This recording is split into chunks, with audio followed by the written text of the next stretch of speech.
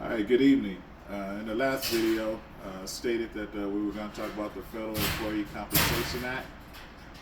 There are a lot of new people on the floor, and they don't have a clue to what the Federal Employee Compensation Act is. Uh, what that is it governs injuries on the floor, workroom floor, on the job injuries. That's what it governs. And it's administered by the Department of Labor, between the Postal Service, which is a separate federal agency, and the Department of Labor, which is another separate federal agency. So anytime you hurt yourself on the floor, there are forms that need to be filled out, such as a CA1 for traumatic injuries, such as if you break your arm, break your leg, break your hand, or whatever. That's a CA1, that's traumatic. You have a CA2, which is for occupational type injuries, things that accrue over a long period of time. Those CA2s require a lot of medical documentation from your doctor, and then you get into other forms such as the CA7s to get paid and stuff like that. But in reality, anytime you injure yourself on the floor, you need to report that to the Postal Service as an agency so that the proper things can be administered to you. You never injure yourself on the floor, You never injure yourself on the floor without turning that in to the postal authorities. Because what happens is, later on in life, and you don't know, if you have reoccurring issues with something that you hurt yourself with on the workroom floor, you're going to be locked out because the Postal Service isn't going to acknowledge it. The Department of Labor isn't going to approve it. So any subsequent medical bills that you may have will come out of your pocket. And that's one of the things about the Compensation Act, is the fact that they do assist you with medical bills depending on the nature of what your injury is and your medical advice that you received on that injury and how it's administered. So that's a big thing. We had a situation recently that we learned about where an individual was injured on the floor. Almost, you could say the injury occurred as a matter of being coerced to do something on a workroom floor.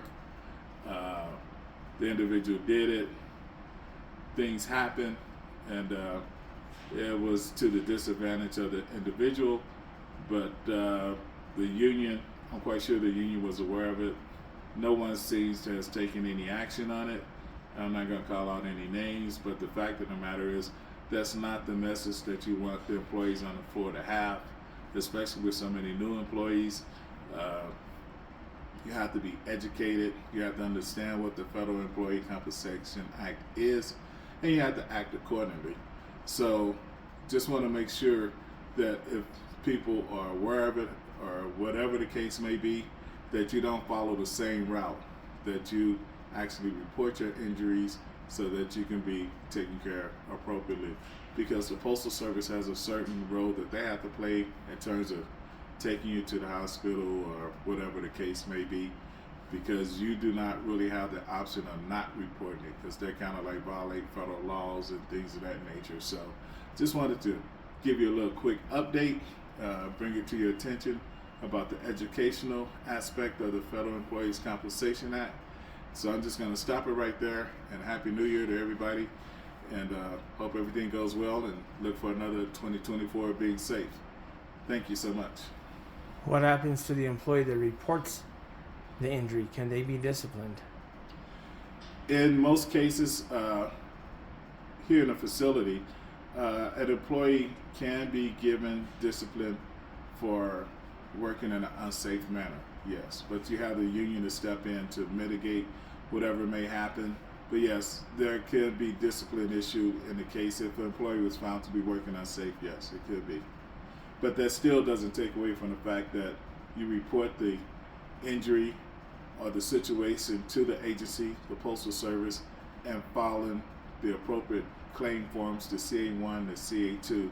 And the Postal Service is responsible, once they have knowledge of it, is to give you a CA1, or you would actually get a CA2 from your supervisor, because that's something that's not traumatic. But yeah, the Postal Service has an obligation in those situations. And then you can get I can't remember the name of it now, but you get 45-day comp leave.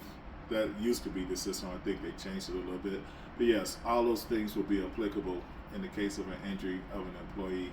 Like I said, there's so many new employees on the floor that are totally unaware of where they're at in the federal workplace and environment. So this is just to give you a slight education. And depending on what happens on January 16th, we'll get deeper into it. So thank you so much.